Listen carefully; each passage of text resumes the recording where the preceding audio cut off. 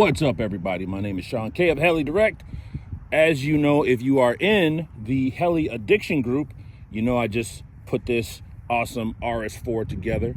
Also, I just wanted to talk about this battery latching system that I think is really cool. The last thing you need to be worried about is that you don't want the battery coming out in flight. It's all bad. It's just all bad. You just don't want that. So the reason I really like this mechanism, this setup, this design is once you push it in, that's it. You push it in, and the only way it's coming out is if you hold this up and then pull the battery out. Yes, you have to plug this in and, power up the model, but I'd rather do that extra step than have to worry about is this in the right position or if it's gonna continue to stay locked. It's just a safety feature that I feel like is really important. All right, so we're gonna do a maiden flight with this.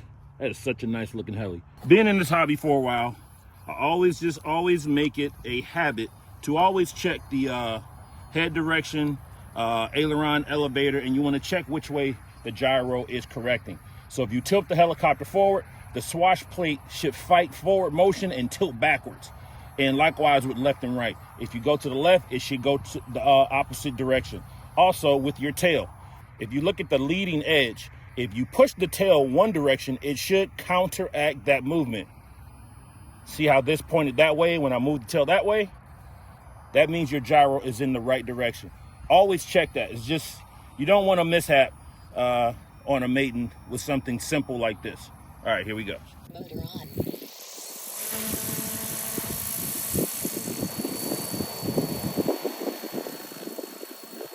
All right, we got a little tail wag. That's okay.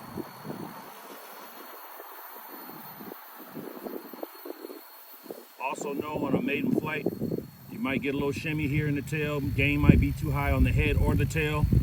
It's an easy fix. You can land it and increase the gain or lower it, whatever. If you're getting a slow wobble like this, usually it's because everything's new and it's wearing in.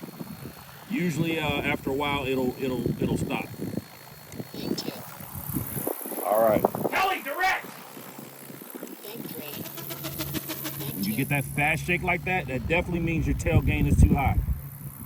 So what I'm gonna do is, I'm gonna land it. I'm gonna adjust the tail gain. All right.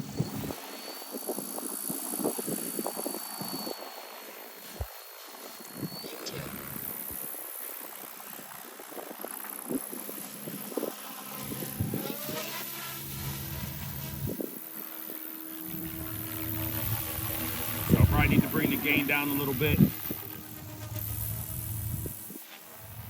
All right, so I'm gonna land it, bring the gain down just a bit. And having a high tail gain on a maiden is not gonna do anything really bad to the model. You just don't wanna continually fly like that. You just wanna figure out what's going on, land it, make adjustments.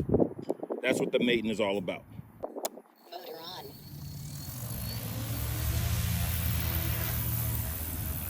It's a little better. I probably need to bring it down a little bit more. And also too, stuff needs to wear in. Those bearings and stuff and all the grease and the head, all that stuff needs to wear in.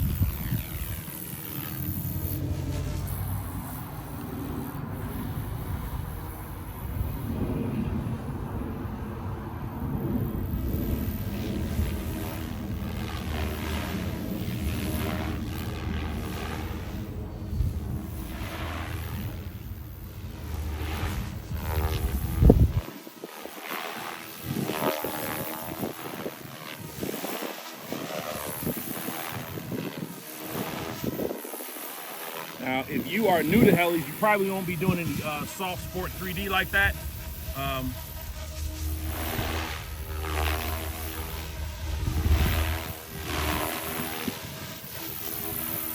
You'll probably be doing some forward flights, figure eight, stuff like that. Let me turn this gain down a little bit more. You just have to, get a few flights in on it. Motor on. And it'll wear in. Yeah, it's still there a little bit. And I brought it down maybe 10 points and it's still,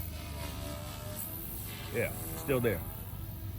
So what I'll do is, I'm gonna bring up the head speed just a tad in this mode here. Let's see. Motor on.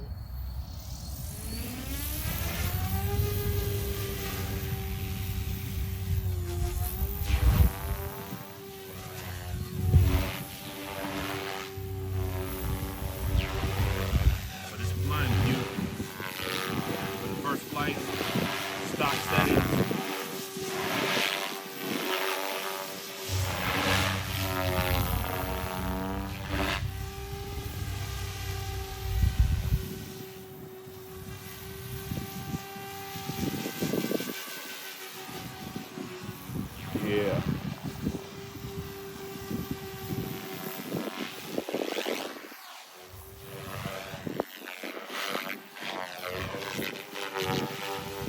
Yeah, I think I might bring the tail gain down a little bit more. But like I said, when you have a new heli like this, sometimes stuff has just got to wear in. Nice hang time. 0 blades I'm using. Motor on.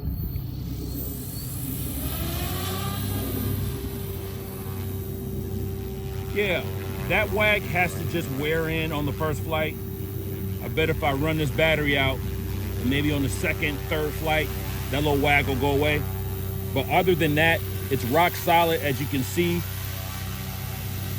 the tracking is perfect.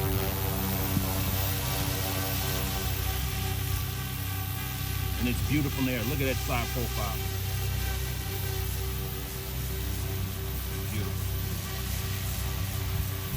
Except for that little wag.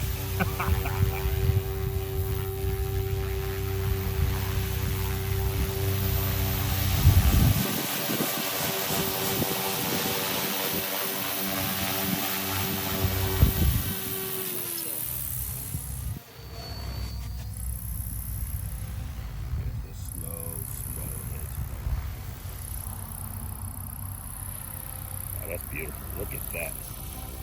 Look at that. I tell you, when you got that swash plate leveled correctly. Yeah.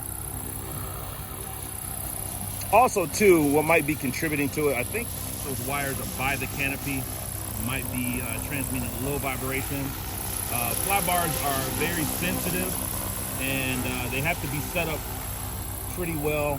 Nothing touching the sides that's going to transfer any vibration to the fly bar unit. I think that's probably it, because even in the different head speed, I'm getting the same rhythm of that tail shake.